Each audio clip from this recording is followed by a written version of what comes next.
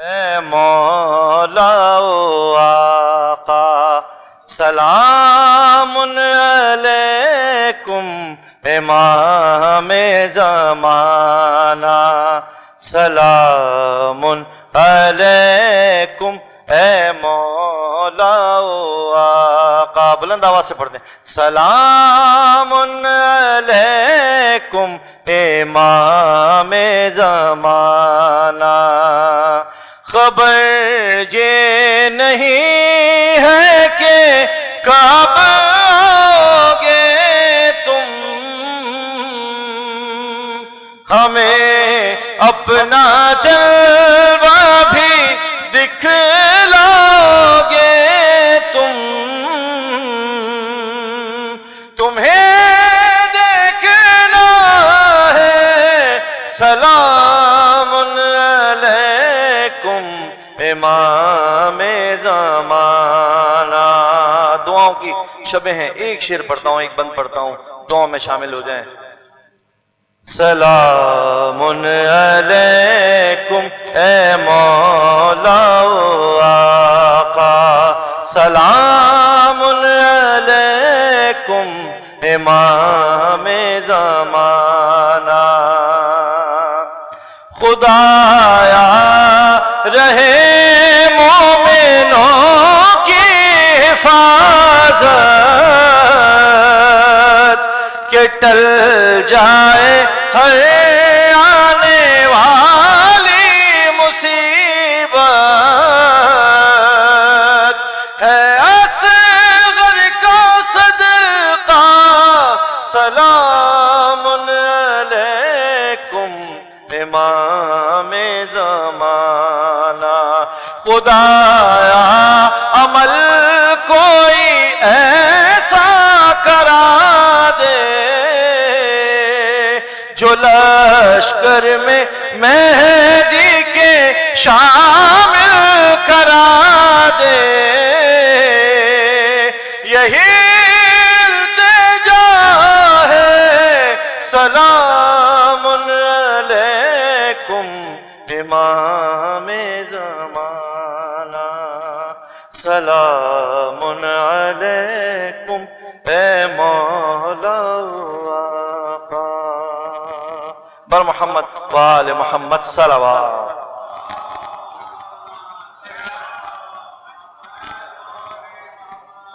Community welfare organization کے زیر اہتمام آج کی یہ شب میں ہم نے اپنے کمیونٹی ممبرز کو شیلڈ آف اپریسیشن کا انعقاد کیا ہے.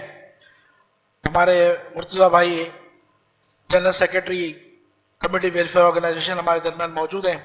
سب سے پہلے میں سر فہرست ذکر کرنا چاہوں گا جسٹس محمد حسن اکبر کا, جنہوں نے جو اس وقت کھوجا پرائی شیعہ اثنا شیخ جماعت کراچی کے وائس پریسیڈنٹ ہیں اور وہ ہماری قوم کا فخر ہیں. ان کو پرماننٹ جج آف ہائی کورٹ کا اعزاز حاصل ہوا اور وہ جج of the constitution bench of the high court اس وقت نامزد ہوئے ہیں اور وہ ہماری یوتھ اور کمیونٹی کے لیے انسپائریشن ہے. ہمارا قوم کا اعزاز ہمارے فخر ہیں جسٹس محمد حسن اکبر, ان کو ہم شیلڈ پیش کر رہے ہیں. اس وقت وہ نواب شاہ پہ پوسٹنگ پہ ہیں, وہ اویلیبل نہیں ہیں. ان کے بہاف پر میں دعوت دوں گا ان کے داماد اور ان کے بھتیجے کو محمد علی اکبر صاحب کو کہ وہ آئیں اور آغا صاحب سے اپنے محمد حسن اکبر صاحب کی جانب سے یہ شیلڈ تحفے میں وصول فرمائیں. بر محمد و آل محمد صلوات.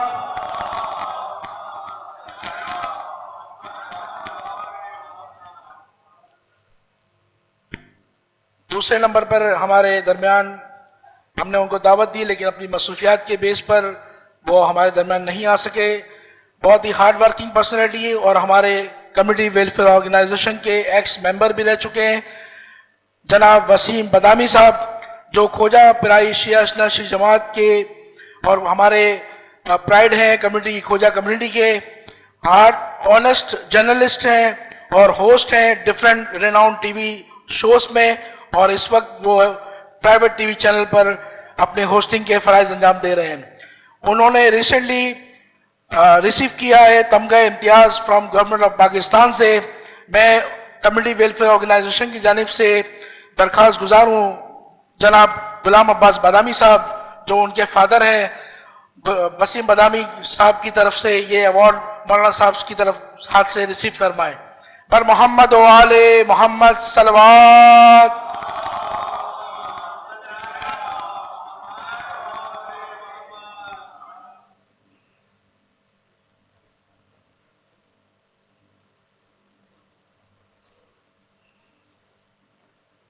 अब्बास बादामी साहब आप इसी दरमियान हमारे पास मौजूद रहें। और अभी आखिरी एक और जो है हमारा शील्ड ऑफ एप्रिसिएशन, मैं मेरे पास अल्फाज नहीं कि मैं अपने इन अल्फाज को अपनी ज़बान से आगा साहब की जो है ना वो तारीफ़ कर सकूं। ये मेंटोर हैं खोजा कम्युनिटी के, इनके बहुत एहसानात हैं खोजा कम्युनिटी के। तो मैं दरख्वास्त गुजार हूँ गुलाम अब्बास बादामी साहब से कि वो आएँ और आगा साहब की तारीफ के हवाले से इनकी जो खिदमत है उस हवाले से लोगों के दरमियान इनके लिए अल्फाज आप पेश करें प्लीज।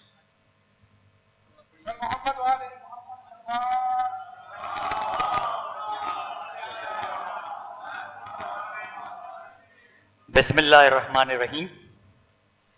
ऑनरेबल हुज्जतुल इस्लाम मौलाना सादिक हसन साहब, खोजा पिराइशिया इस्नाशरी जमात के सदर जनाब अबुल हसन साहब, दीगर मेहमानान गिरामी और हाज़रीन, अस्सलामु अलैकुम। क़िबला मौलाना सादिक हसन साहब ने पहले ही मुझे ये हुक्म किया है कि मैं 2 या 3 मिनट या मैक्सिमम 5 मिनट से ज़्यादा बात न करूं। जो लोग हमारी एज के हैं वो बखूबी वाकिफ़ है कि क़िबला मौलाना सादिक हसन साहब उस ज़माने से शहर कराची में खिदमत अंजाम दे रहे हैं कि जब सरकारी इदारों में या आम माशरे में दाढ़ी रखना मायूब था। ये आज जो आप नस्ल बाद नस्ल देख रहे हैं कि दाढ़ी वगैरह का जो मतलब रखना एक कंपलसरी चीज़ हो गई है, वो क़िबला मौलाना सादिक हसन साहब ही के दुरूस का नतीजा है। इन्होंने खारादर में, सोल्जर बाज़ार में, रज़विया में और कराची के दीगर इलाकों में दाढ़ी, हिजाब, होम्स, मसाइल हज, और मसाइल हज में तो मैं ये बात कहूँगा, क़िबला मुस्तफ़ा बाबा साहब भी इधर मौजूद है, कि आज भी पूरी दुनिया से जो भी शिया उर्दू बोलने वाला हज को आता है, उसको असल में मसाइल के बारे में उस वक्त तक तसल्ली नहीं होती है और वो ये महसूस करता है कि जब तक क़िबला मौलाना सादिक हसन साहब से रूलिंग ना ले ली जाए, हमारा हज जो है वो पता नहीं शायद सही होगा नहीं होगा, अहकामात के मुताबिक होगा। और क़िबला की इस मेमोरी की आप दाद देंगे कि वो एक ही वक्त में फ़िक़ही मसाइल जो है वो मुख्तलिफ मराजिइन के रेफरेंस के साथ बयान करते हैं और समझाते हैं। उसूल फ़िक़ह की बयान गोई में आपका कोई सानी नहीं है और हम ये महसूस करते हैं कि आज यानी किसी अभी हाल ही में कराची में एक बहुत बड़ी इंटरनेशनल कॉन्फ्रेंस हुई थी, वहाँ के एक मुअज़्ज़िज़ यानी लीड मुकर्रिर ने ये कहा कि क़िबला मौलाना सादिक हसन साहब की तकरीबन 200 से ज़ायद सीरतुन नबी पे तकारीर रिकॉर्ड पर मौजूद है। और अगर कोई ये कहता है कि आलम तशय्युअ जो है पैगम्बर इस्लाम को उस तरह से नहीं मानता है जिस तरह अहले बैत अतहार को मानता है, तो ये बात गलत होगी। वो क़िबला की इन 200 तकारीर से और जो सीरीज़ वाइज जो तकरीरें हैं उससे इस्तिफ़ादा करे और वो रिकॉर्ड पर मौजूद है। मैं एक्चुअली अब ज़्यादा वक्त इसलिए नहीं लूँगा कि क़िबला का हुक्म है।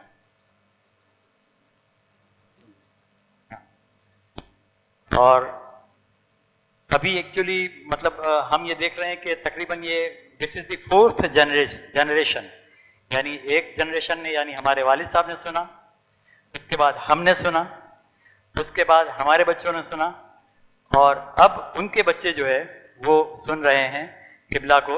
حالانکہ قبلہ جو ہے وہ آسٹریلیا میں مقیم ہے، لیکن آج کل چونکہ کمیونیکیشن کا زمانہ ہے اور ساری چیزیں جب آپ تقریر کر رہے ہوتے ہیں تو 1 گھنٹے کے بعد وہ سوشل میڈیا پر آپ کے فون کے اوپر موجود ہوتی ہے.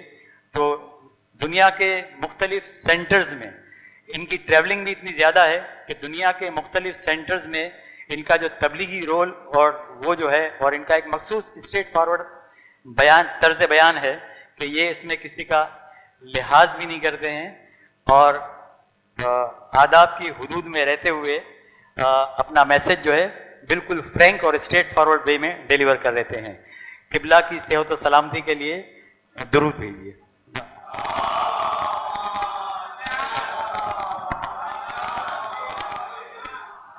قبلہ اور کعبہ کی صحت کے لیے 3 بار بلند ترین صلوات.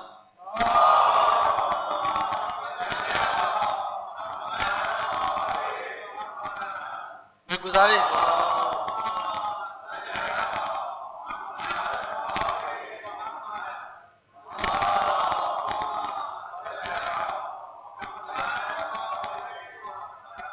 میں سارے کمیونٹی کے مینٹور یہاں موجود ہیں، ان سب سے گزارش کروں گا کہ آپ مل کے آغا صاحب کو CW کی طرف سے شیل پیش کریں اور صلوات ساتھ ساتھ پڑھتے جائیں. بر محمد وآل محمد صلوات.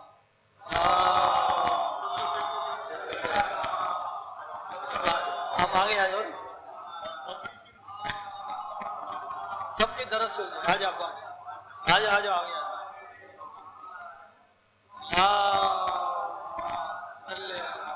محمد وآل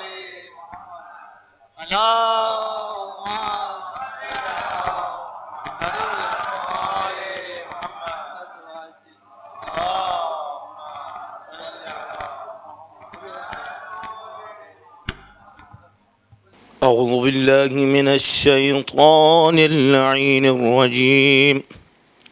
بسم الله الرحمن الرحيم. إنا أعطيناك الكوثر فصل لربك وانحر إن شأنك هو الأبتر. صدق الله العلي العظيم. حضرات گرامی، منقبت کے چند اشعار حضرت سید الشہداء کے حوالے سے استاد کا معروف کلام ہے، اسی کی 4 بند پیش خدمت کروں گا. درود پڑھ دے محمد اور آل محمد پر. محمد سویا ضمیر انسان ایک بار پھر جگانے ابلیسیت کی زد سے اسلام کو بچانے بچھڑے ہوئے بشر کو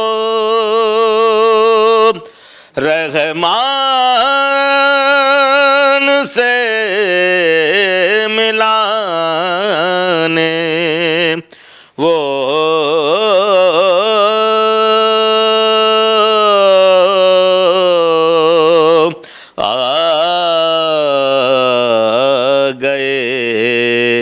حسین وہ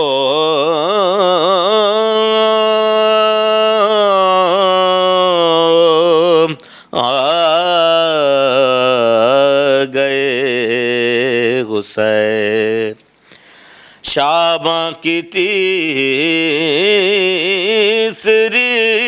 کو چمکا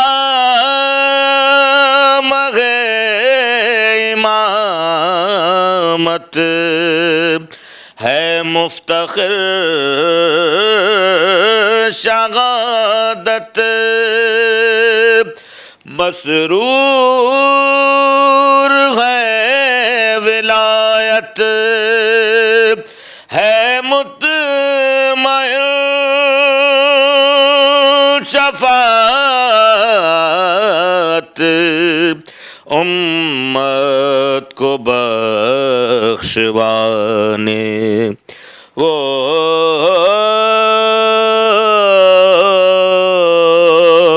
آ گئے حسین، حیدر کے فاطمہ کے صدقے یہاں بٹیں گے، جن و ملائک بھی ہوں گے، جبریل بھی ملیں گے، آئیں گے انبیاء بھی اس در پر سر جھکانے، وہ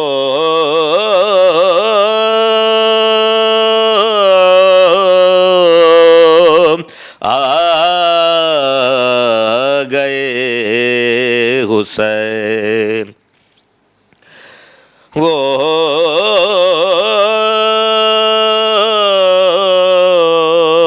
آ گئے حسین، رضواں بنے گا درزی، سترس کو پر ملیں گے، اس در کی جب غصائی، جبریل بھی کریں گے، ڈھونڈیں گے انبیاء بھی خدمت کے 100 بہانے، وہ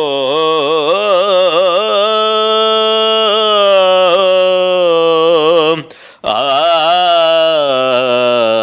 گئے حسین، وہ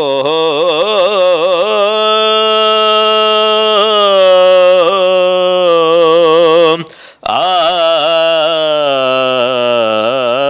گئے حسین، دنیا بھی ان کے دم سے، عقبیٰ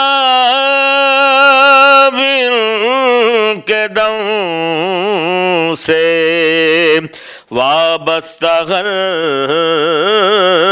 خوشی اور ہر غم ہے ان کے غم سے، کیا غم غصب جعفر جب آپ کے سرہانے، وہ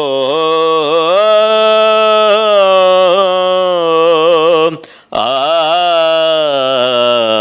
گئے حسین، وہ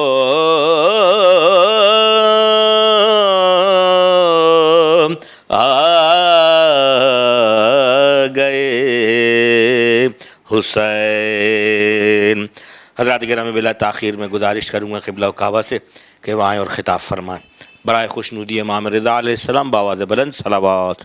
اعوذ باللہ من الشیطان الرجیم، بسم اللہ الرحمن الرحیم، الحمدللہ رب العالمین، والصلاة والسلام علی سیدنا و مولانا بالقاسم محمد وعلی اہل بیتہ الطیبین الطاہرین واللعن الدائم علی اعدائہم الی قیام یوم الدین۔ رب اشرح لی صدری ویسر لی امری واحلل عقدۃ من لسانی یفقہوا قولی۔ أما بعد فقد قال الله سبحانه وتعالى في كتابه الكريم أعوذ بالله من الشيطان الرجيم بسم الله الرحمن الرحيم لقد من الله على المؤمنين إذ بعث فيهم رسولا من أنفسهم يتلو عليهم آياته ويزكيهم ويعلمهم الكتاب والحكمة وإن كانوا من قبل لفي ضلال مبين صدق اللہ العلی العظیم۔ ہماری گفتگو نبوت کے ذیل میں چل رہی تھی، آج آخری گفتگو ہے اور باتوں کو انشاءاللہ جو باتیں باقی رہ گئی ان کو جلدی اس کو سمیٹتے ہیں انشاءاللہ۔ ہماری گفتگو پہنچی تھی یہاں تک کہ انبیاء کے کاموں میں سے ایک اہم ترین کام یہ ہے کہ نبی جو ہے وہ یزکیہم کہ لوگوں کو پاک کرتا ہے۔ پاک کرنے کے لیے ضروری کہ انسان خود پاک ہونا چاہیے۔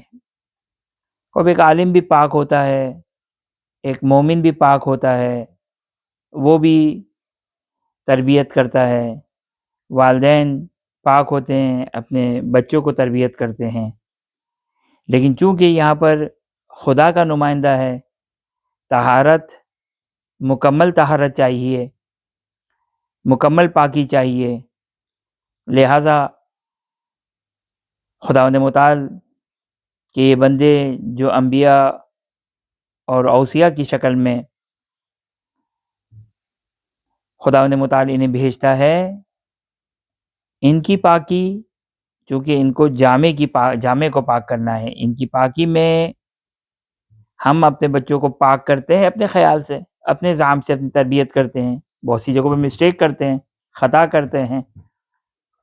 خداوند متعال کے کام اسی لیے ایک بات جو انشاءاللہ آگے آئے گی کہ نبی معصوم ہونا چاہیے، جہاں پر کوئی غلطی کا امکان نہ ہو، لہٰذا یہ خدا کے منتخب بندے ہیں۔ یزکیہم، تعلیم میں کتاب کے ساتھ ساتھ ضروری ہے طہارت۔ فقط لٹریچر دے دینا، کتاب دے دینا، تعلیم دے دینا یہ کافی نہیں ہے، بلکہ اس جامع میں رہ کر وہ پاک خالص نبی کو دیکھ کر جو وہ لوگ اس کی اتباع میں پاک ہوتے ہیں۔ اب یہاں پر بہت ساری جگہوں پہ ممکن ہے آپ کے ذہن میں سوالات آئے ہوں، ظاہر ہے میں اس کو فی الحال جواب دینے کے در پہ نہیں ہوں کہ اب غیبت کے زمانے میں، آج کے زمانے میں کیا ہے، تو ہمارے پاس جو ہے وہ الحمدللہ قرآن، روایات اور بہت ساری چیزیں ہیں کہ جو ہماری اصلاح کے لیے، ہماری تربیت کے لیے، ہماری تزکیے کے لیے جو ہے وہ موجود ہے الحمدللہ۔ اور بہرحال غیبت کے روایت کا جملہ ہے کہ جس طرح سورج بادلوں کے پیچھے رہ کر اہل زمین کے لیے وہ سورج اپنا فائدہ پہنچاتا ہے، امام زمانہ سلام اللہ علیہ پردہ غیبت میں رہ کر اہل زمین کے لیے اسی انداز سے فائدہ پہنچاتے ہیں۔ بہرحال ایک اہم ترین چیز انسان خود آمادہ ہو، انسان خود کوشاں ہو، انسان خود ارادہ رکھتا ہو، والذین جاہدوا فینا لنہدینہم سبلنا، کہ یہ انشاءاللہ العزیز خداوند متعال کی طرف سے بہرحال تکلیف ما لا یطاق، یعنی انسان کو اس کی طاقت سے زیادہ خداوند متعال کوئی ذمہ داری عطا نہیں کرتا ہے۔ خب لہٰذا تزکیہ نفس جو انبیاء کی طہارت کے لیے ہے، کہ جس کو قرآن اس انداز سے بیان کرتا ہے کہ سورہ صاد میں 38واں سورہ ہے، 38 آیت 45 سے 47، اعوذ باللہ من الشیطان الرجیم بسم اللہ الرحمن الرحیم وَاذْكُرْ عَبْدَنَا وَاذْكُرْ عِبَادَنَا إِبْرَاهِيمَ وَإِسْحَاقَ وَيَعْقُوبَ أُولِي الْأَيْدِي وَالْأَبْصَارِ۔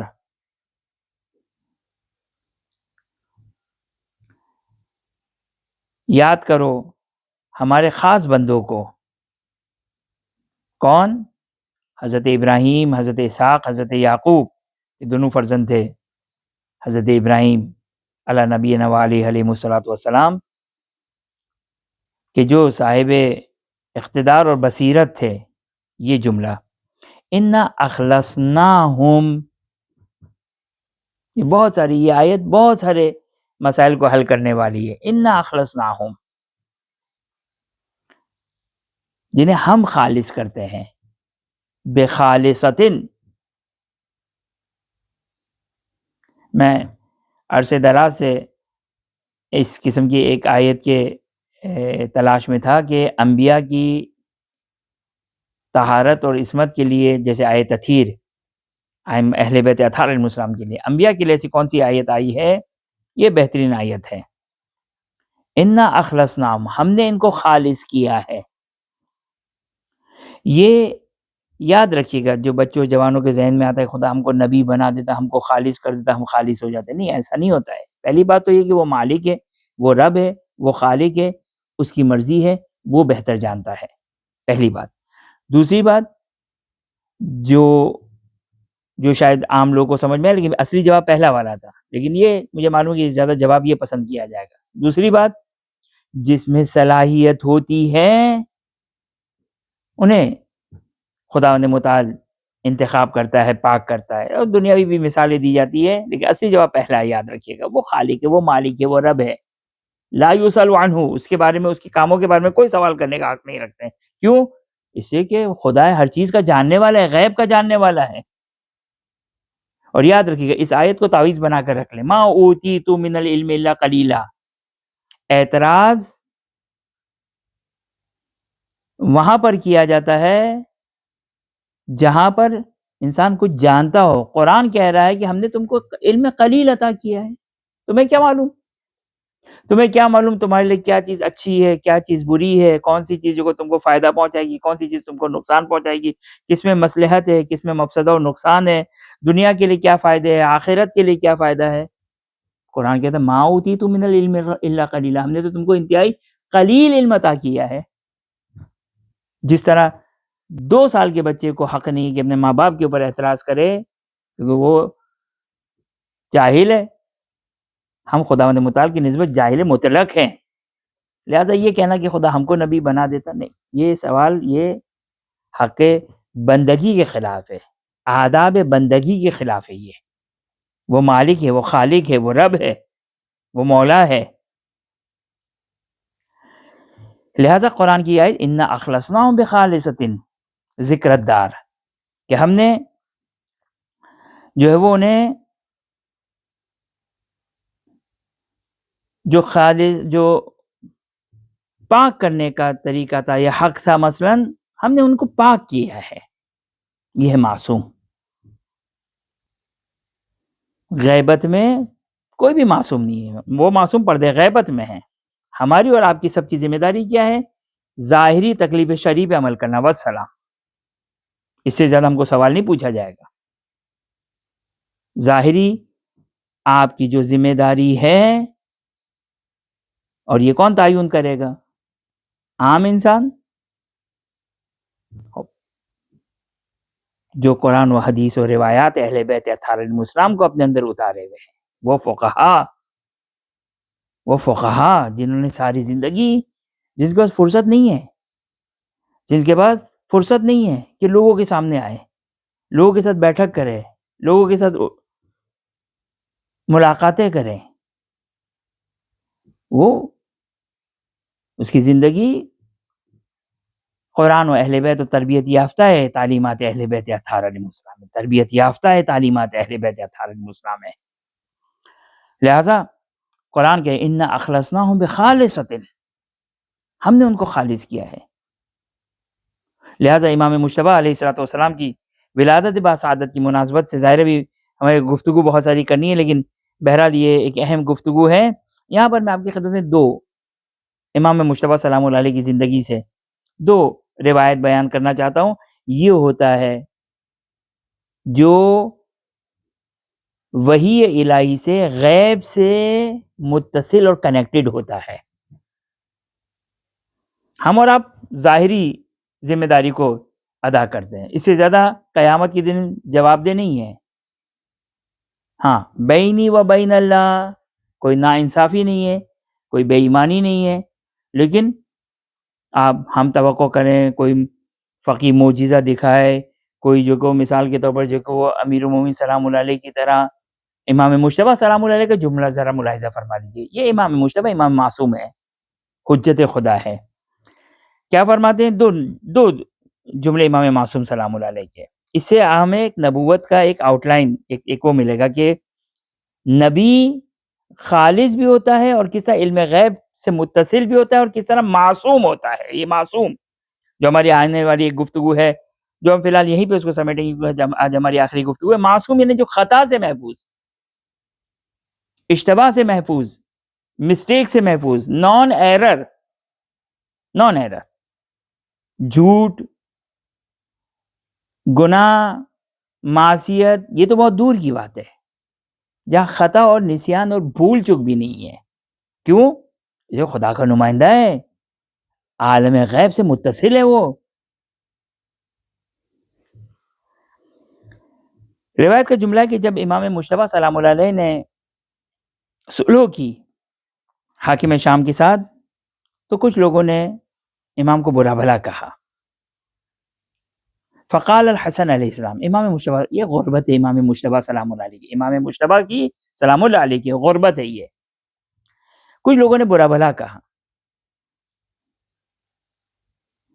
امام جواب میں فرماتے ہیں, وَيْحَكُمْ مَا تَدْرُونَ مَا عَمِلْتُ, وائے ہو تم پر, تم کو نہیں معلوم جو میں نے کیا. یہ ہے معصوم, یہ ہے معصوم.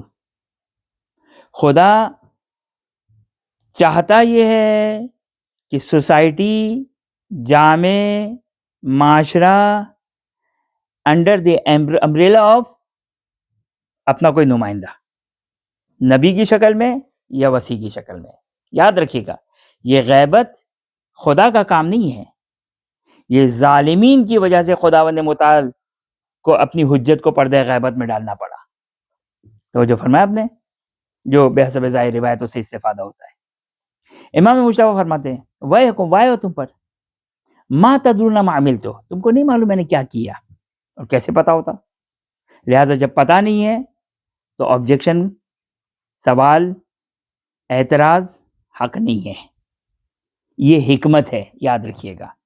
حکمت فی الحال موضوع نہیں ہے ہمارا, یعنی ہم نے اشارہ کیا تو اس کے اوپر, حکمت کے اوپر. حکمت کا تقاضا کیا ہے کہ جاہل عالم کے سامنے کیا ہو, خاموش ہو. آج ماشاءاللہ ہماری حکمت کیا ہے کہ ہر جاہل عالم بنا ہوا ہے. یہ حکمت, دیکھیں جاہل کی حکمت کیا ہے. اگرچہ حکمت کے لیے علم ہونا چاہیے, لیکن جاہل کی حکمت کیا ہے؟ جاہل کی حکمت یہ کہ وہ خاموش ہو جو نہ جانتا ہو. لیکن آج فیس بک, یوٹیوب, سوشل میڈیا, وہاں پہ ہر شخص عالم بنا ہوا ہے اور صاحب رائے بنا ہوا ہے. ایسا لگتا ہے جیسے خدا نے ایک طرف 1,24,000 انبیاء مبعوث کیے تھے اور ایک طرف یہ اسکالرز ہمارے پاس مبعوث ہوئے ہیں خداوند متعال کی طرف سے. بہرحال ہر شخص کو یاد رکھیے گا, ایک لفظ, ایک کلمہ, ایک جملہ بھی انسان کہے گا, قیامت کے دن جواب دہ ہے.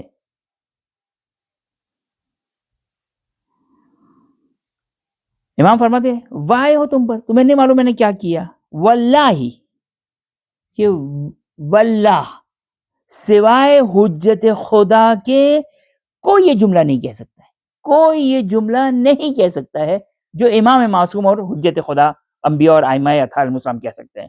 فرماتے ہیں واللہ, خدا کی قسم, الذی عملت خیر لشیعتی مما طلعت علیہ الشمس او غربت. یہ جو دنیا ہے نا, دنیا کے اوپر سورج غروب ہوتا ہے, سورج طلوع ہوتا ہے, سورج طلوع ہوتا ہے, سورج غروب ہوتا ہے. یہ جو دنیا ہے, امام فرماتے یہ سورج جس پر طلوع ہوتا ہے, جس پر غروب ہوتا ہے, جو میں نے کیا ہے ہمارے شیعوں کے لیے اس سے زیادہ بہتر کچھ نہیں ہے.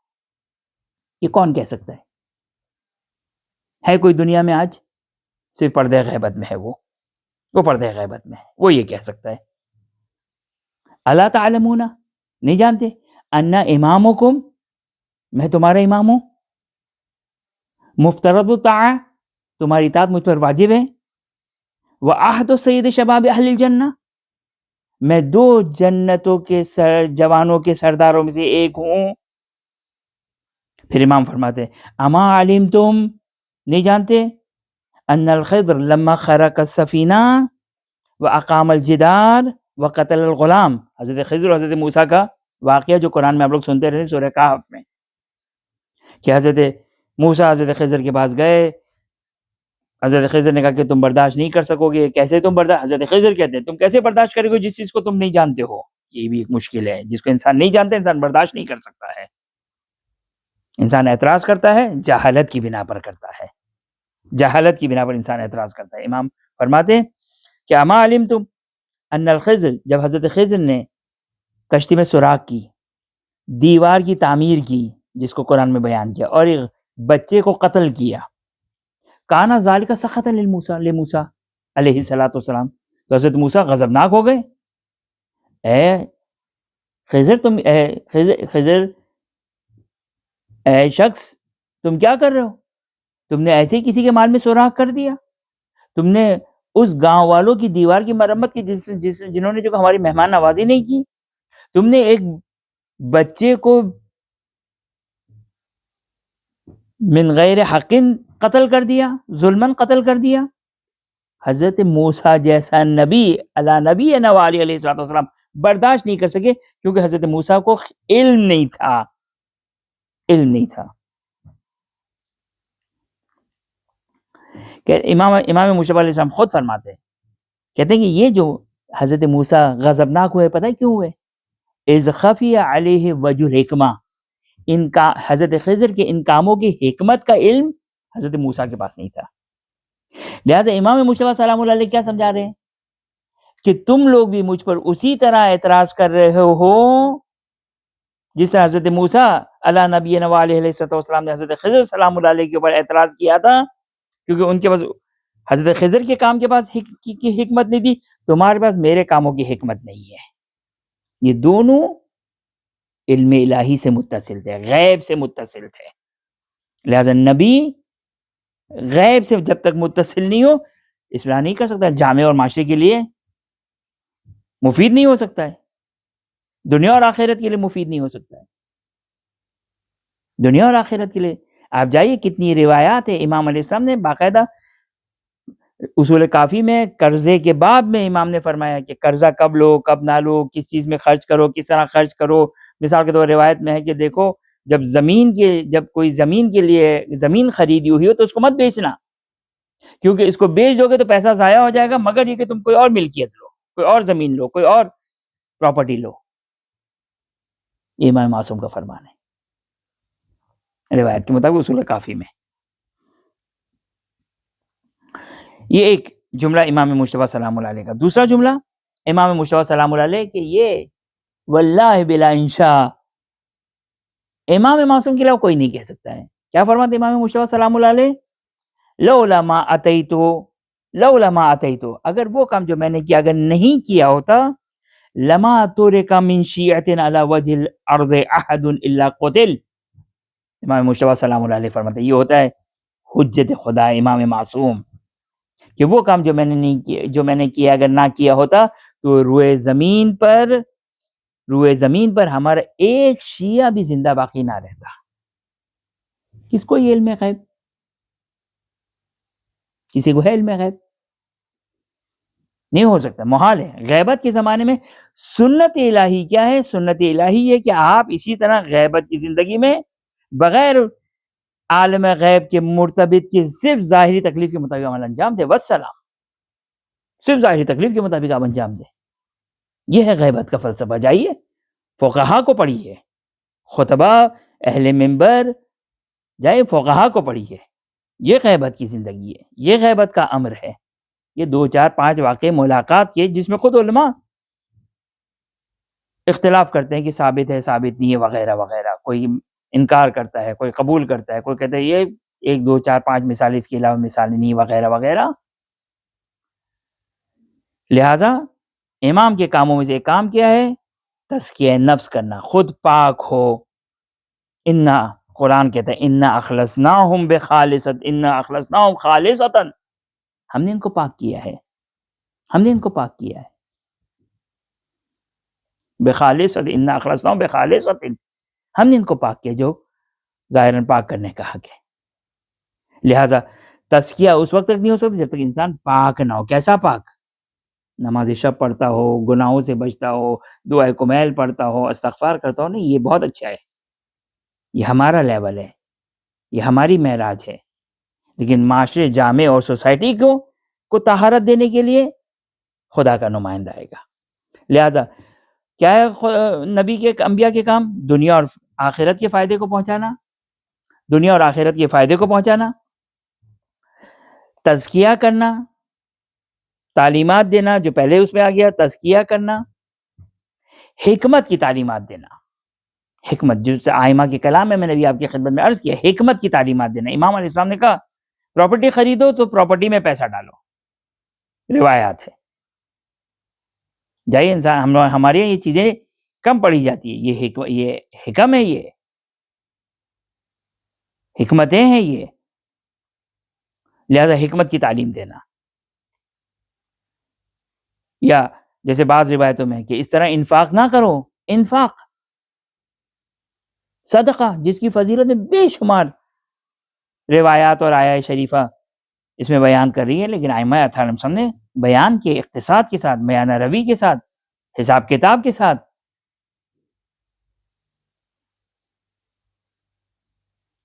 اب ہم نے ایک واقعہ پڑھ لیا، امام مصطفیٰ سلام اللہ علیہ نے زندگی میں مثلا 2 مرتبہ جو وہ پورے گھر کو راہ خدا میں خرچ کیا، نہیں، وہ امام معصوم ہیں.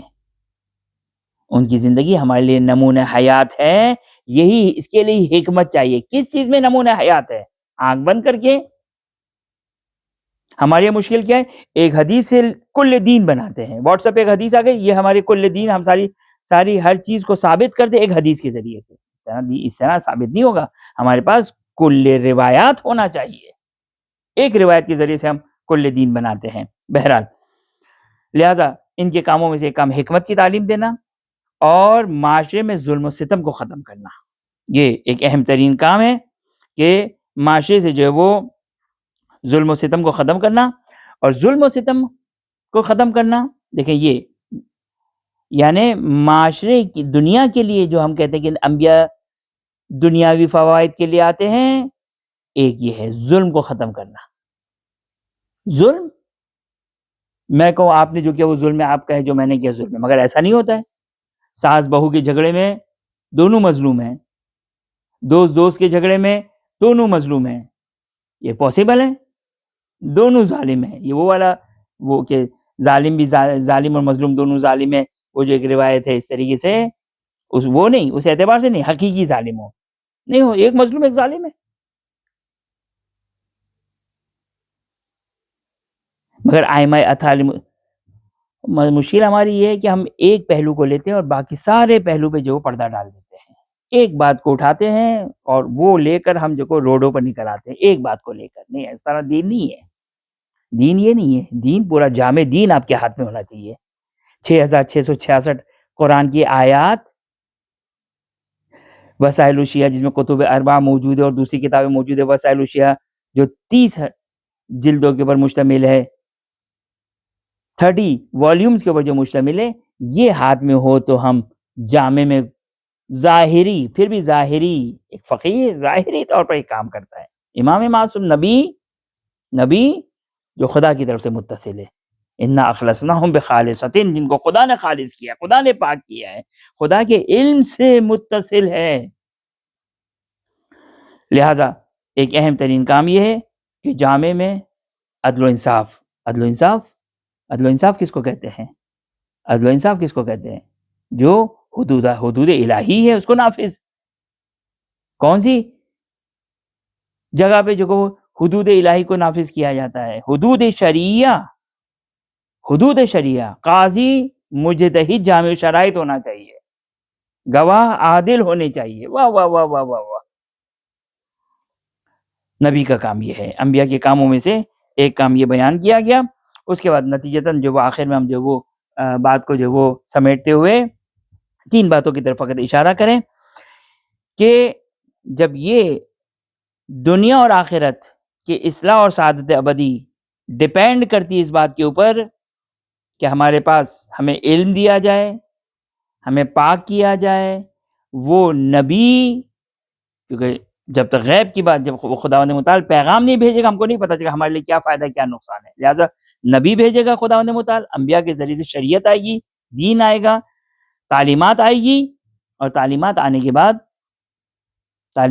بعد وہ ہم کو پڑھائے گا، تزکیہ کرے گا، امپلیمنٹیشن کرے گا معاشرے اور جامع میں. کیونکہ یاد رکھیے گا، جامع معاشرہ، سوسائٹی جب بری ہوتی ہے تو یاد رکھیے گا اچھا انسان بھی برا بن جاتا ہے. اچھے سوسائٹی اور پاک معاشرہ چاہے ظاہر میں ہی کیوں نہ ہو، یہ خود مفید ہے، یہ خود جامع کی اور سوسائٹی کی بقا اور کمال کے لیے ضروری ہے، بقا اور کمال کے لیے. اسی لیے سوسائٹی دیکھیں، کبھی آپ کو نہیں ملے گا کہ آئمہ اتھاریہ رسول خدا صلی اللہ علیہ وسلم کی جو زندگی ہمارے سامنے ملتی ہے کہ رسول صلی اللہ علیہ وسلم نے لوگوں کے گھروں میں جا کے جو کہ وہ حملے کر کے جو وہ حدود کو جاری کیا انہیں. اسی لیے سوسائٹی آپ کی محفوظ رہنی چاہیے، آپ کی سوسائٹی جو وہ پاک رہنی چاہیے. بہرحال لہذا انسان، 3 چیزیں ہیں انسان کے اندر: غضب و شہوت، کہ جو انسان کو تمرد کی طرف، برائی کی طرف، ہلاکت کی طرف، تباہی کی طرف لے جاتا ہے. ہر انسان کو خداوند تعالیٰ نے انسان کی فطرت میں یہ رکھا ہے. اس کو مینیج کرنے کے لیے خداوند تعالیٰ نے عقل دی ہے، لیکن عقل صرف اور صرف ان چیزوں کو مینیج کر سکتا ہے تعلیمات الہی کے انڈر میں. لہٰذا دنیا اور آخرت کی بھلائی کے لیے خداوند متعال نے اس کائنات کو بنایا، اس دنیا کو بنایا کسی مقصد کی خاطر. اس مقصد کو بیان کرنے کے لیے نبی کو ہونا چاہیے، نبی کے ہونے کے لیے ضروری کہ وہ دین و شریعت کو بیان کریں، اور یہ ممکن نہیں ہے جب تک جو وہ خدا نبی کو نہ بھیجے. لہٰذا خدا کے لیے ضروری ہے کہ انبیاء کو بھیجے، ورنہ خدا کی غرض، خدا کا مقصد ختم ہو جائے گا. اور حکیم ایسا کام نہیں کرتا ہے، عبث کام نہیں کرتا ہے. لہٰذا نبوت اور رسالت ثابت ہوتی ہے. نبوت اور رسالت کے لیے کیا ضروری ہے؟ نبوت اور رسالت کے لیے ضروری ہے کہ معجزے کے بغیر نبوت اور رسالت ثابت نہیں ہو سکتی ہے. نبوت اور رسالت معجزے کے بغیر ثابت نہیں ہو سکتی. ایک شخص آ کر کہ میں نبی ہوں، آپ کہیں خوف خدا میں کہ میں نے اگر نبی کا انکار کیا تو میں تو مستحق عذاب و عقاب و جہنم کا مستحق اور ہمیشہ ہمیشہ کے لیے حرام عذاب الہی اور جہنم کا ایندھن بن جاؤں گا. جی نہیں، آپ کے لیے جب تک پروف نہ ہو، ثابت نہ ہو کہ یہ نبی ہے،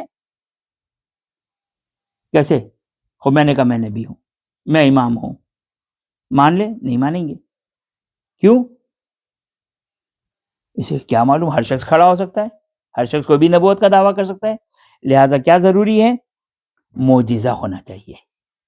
اپنی بات کو ثابت کرنے کے لیے معجزہ، یعنی وہ کام کہ جو عام طور پر کوئی نہ کر سکتا ہو اس کو انجام دے. اچھا، اب آج کل اے آئی کے دور میں ٹیکنالوجی اتنی فاسٹ ہو چکی ہے، لہٰذا آپ کو دقت سے دیکھنا ہوگا. لیکن یاد رکھیے گا، امام معصوم کا جو معجزہ ہوگا، روایت بڑی خوبصورت روایت ہے کہ امام معصوم سلام اللہ علیہ نے کہا کہ میرے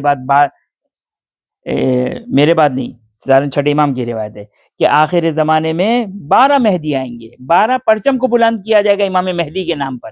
راوی پریشان ہو گیا، یہ ابن رسول اللہ، ہم کو کیسے پتہ چلے گا، ہم تو ہلاک ہو جائیں گے. امام نے کہا ڈرنے کی کیا ضرورت ہے، گھبرانے کی کیا ضرورت ہے. امام نے سورج کی کرنیں آ رہی تھی، سورج کی کرنیں گھر میں پڑ رہی تھی. امام نے کہا کہ ہمارا امر، یعنی امام کا ظہور، اس سورج سے زیادہ روشن اور واضح ہوگا، یہ خدا کے اوپر واجب ہے. عقل یہ کہتی ہے خدا پر ضروری ہے کہ اس اے آئی کے دور میں گھبرانے کی ضرورت نہیں ہے. جب خدا کا معجزہ آئے گا تو ہر شخص قبول کرے گا، ایکسیپٹ کرے گا. ممکن ہے اے آئی کے دور میں امام کا وجود نہ ہو، امام کا ظہور نہ ہو. معذرت، کس نے کہا اے آئی کے دور میں امام کا ظہور ہونے والا ہے؟ ممکن ہے یہ جس طرح دنیا اتنی تیزی سے ترقی کر رہی ہے، جو در حقیقت دلدل اور زوال کی طرف جا رہی ہے، اس تیزی کے ساتھ ممکن ایسا ہو. لہذا گھبرانے کی ضرورت نہیں، انتظار کیجیے. کسی معجزے کی تلاش آپ نہ کریں، معجزہ خود آپ کی تلاش میں آئے گا. خدا، روایات ہے، جب امام ظہور فرمائیں گے اب آپ کو ہر شخص کو ڈر ہے کہ یہ روایت تو آج اے آئی کے دور میں کیا مشکل ہے. جب امام ظہور فرمائیں گے ہر شخص اپنی زبان پر اپنی زبان میں سنے گا. امام زمانہ سلام اللہ علیہ اور حق مع علی، حق علی کے ساتھ ہے اور باطل فلاں کے ساتھ ہے. ہر شخص سنے گا اس چیز کو. حدیث معتبر صحیح سند روایت میں ہے. لہٰذا آپ کو فکر کرنے کی ضرورت نہیں. جب وہ حجت آئے گی اپنا معجزہ لے کر آئے گی اور آپ کے لیے جو روز روشن. لہٰذا ابھی شک کی صورت میں ادھر ادھر گھبرانے کی ضرورت نہیں ہے، پریشان ہونے کی ضرورت نہیں ہے.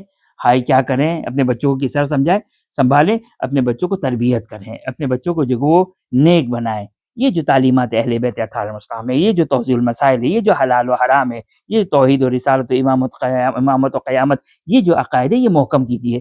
امامت محکم کیجیے. امام زمانہ کی غیبت کی روایات سنائیے، توحید سمجھائیے، عدل الہی سمجھائیے.